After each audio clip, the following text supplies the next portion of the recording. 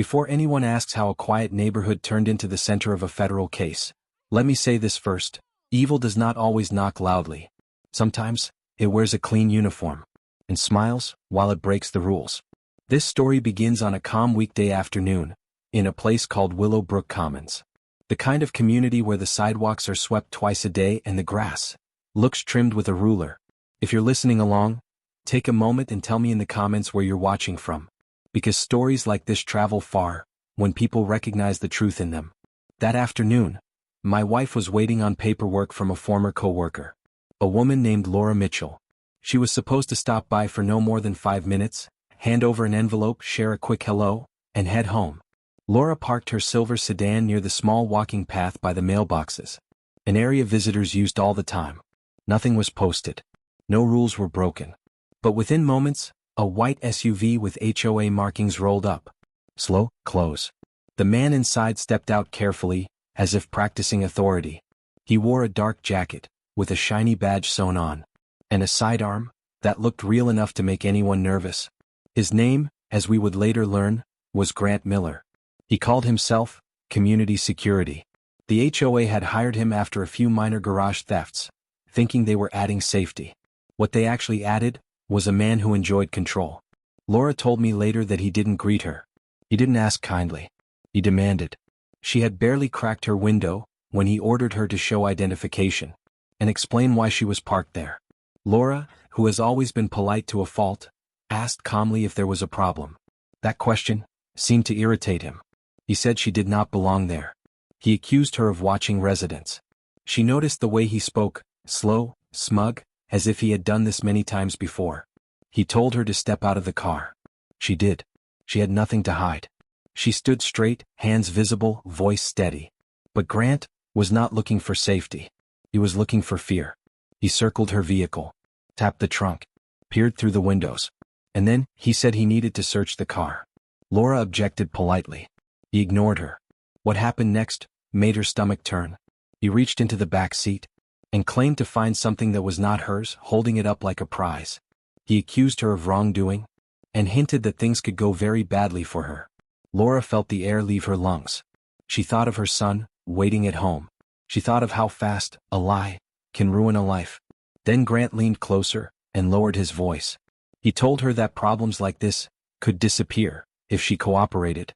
He said she would regret refusing. He believed she was alone. He believed she was powerless. What he could not see was the small pin at the edge of her collar, or the calm behind her eyes. Because Laura Mitchell was not just a visitor. She was a county investigator, assigned to review misconduct complaints involving private security and HOA enforcement. And the moment Grant Miller chose to cross that line, he unknowingly walked into a case that had been waiting for him for months. Laura said later that fear is loud at first. Then, it goes quiet. That quiet is where thinking happens. She did not argue. She did not raise her voice. She let Grant believe he had the upper hand. He ordered her to face the car, to place her hands behind her back. She complied, slowly, careful, not to make sudden movements. His grip was rough, unnecessary, the kind used to remind someone who he thought was in charge. He spoke close to her ear, telling her she should have stayed where she belonged, warning her that one call from him could change her life forever. Laura stared at the reflection in the windshield, focused on her breathing. She had trained for moments like this. Not this street, not this man, but this abuse of authority was familiar. She knew the pattern. She knew how it ended if no one stopped it. What Grant did not know was that the moment he began the stop, Laura had activated a recording system built into a button on her jacket. Every word, every threat, every false claim was being sent live to a secure county server, monitored by her unit. Grant tightened his grip, told her to stay quiet. She spoke anyway, soft but clear. She said he was making a serious mistake. That caught his attention. He asked how a woman like her would know that. She replied, "People who misuse power always leave a trail." That was the first crack in his confidence. He stepped back, reached for his radio. But before he could speak, a voice came through from another channel. A dispatcher's voice. Come. Professional. Calling out a location number. Grant had never shared publicly. His face changed color. He looked down the street, then back at Laura. She told him the truth, then. Not her name. Not her badge. Just that, he was not alone anymore. The sound of tires, on pavement. 2 unmarked vehicles, turned into the lane. No sirens. Lights flashing silently, the way real officers do, when they already know what they're walking into. Grant tried to recover. He said, Laura was being detained for investigation. One of the officers stepped forward, asked him to explain what law she had broken. Grant hesitated. That hesitation said everything. They searched him first. Standard procedure. What they found was more than enough. Laura turned slowly, hands still behind her back, calmly explained what had happened. The officers listened. They had already heard most of it. Laura reached into her car, retrieved the item Grant claimed he found, handed it over without comment. The officers exchanged a look. The situation was no longer unclear. Grant Miller was asked to place his hands behind his back. This time he protested, blamed misunderstandings, blamed stress, but none of it mattered. As the cuffs closed, his voice faded into silence.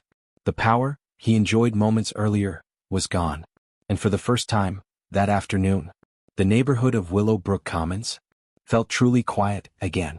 They brought Grant in just as the evening shift changed. More eyes, more questions. He sat stiff in the intake chair, clinging to dignity that was already slipping away. He kept repeating it was a routine stop. The woman was suspicious. He was only doing his job. No one argued. They let the facts speak. Laura arrived shortly after, but not the way he expected. Calm, steady, dark blazer. A simple clip of her badge, and the room shifted. Badges matter in places like this. Hers carried weight. Grant looked up, frowned, confused, uneasy. The supervising officer cleared his throat. Ready to give your statement? Laura nodded, and she began. Slow, clear, every word precise. The stop, the threats, the false claims, the pressure to stay silent. No raised voice, no drama, none needed. The recording filled in the gaps. Every word Grant had spoken played back, echoing in the room. Confidence drained from his face with every sentence. He tried to interrupt, told to stay quiet. When the playback ended, silence.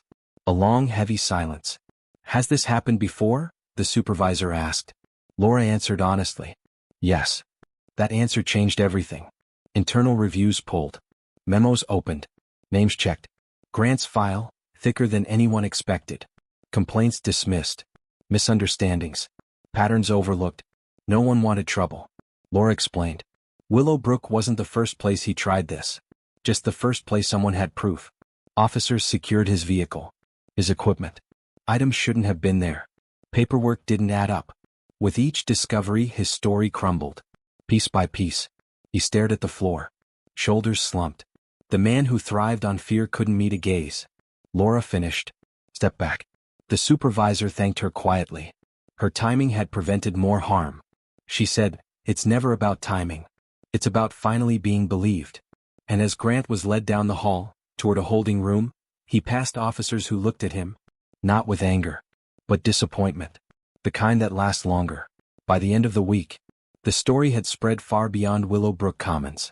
What began as a quiet abuse of authority had opened doors that could not be closed. Investigators from 2 counties reviewed the recordings, documents, and prior complaints that had once been ignored. This time, they were seen together, not as isolated events, but as a clear pattern. Grant Miller was formally charged with evidence tampering, false detention, abuse of authority, and coercion under the color of enforcement. The HOA board moved quickly to distance themselves, claiming ignorance, but their contracts and emails told a different story. They had given him power without oversight, and now, they faced consequences of their own. Grant's hearing was short and painful. The evidence was clear. The recordings, calm, precise. The judge listened without interruption. When the ruling came, it was firm and final. Grant lost his position, his license to work in any security role, and his freedom. He was sentenced to decades behind bars, with no early release. His name was added to a permanent misconduct registry, ensuring he would never again wear a uniform or claim authority over anyone. Laura watched quietly from the back of the room. She did not smile. There was no joy in the outcome, only relief. In the weeks that followed, Willow Brook changed. New leadership took over. The fake badges disappeared. Security contracts were rewritten. Residents walked a little easier, again. And when Laura stopped by, one last time, to say goodbye, my wife thanked her for standing up. When others could not, Laura simply said, "Dignity is not loud. It does not threaten. It does not demand. It protects." And sometimes, justice arrives not with shouting, but with patience, truth, and the courage to let the right person think they are winning until the very end. So, if there is a lesson in this story, it is this: power, without accountability, always reveals itself, and when it does, it falls hardest of all.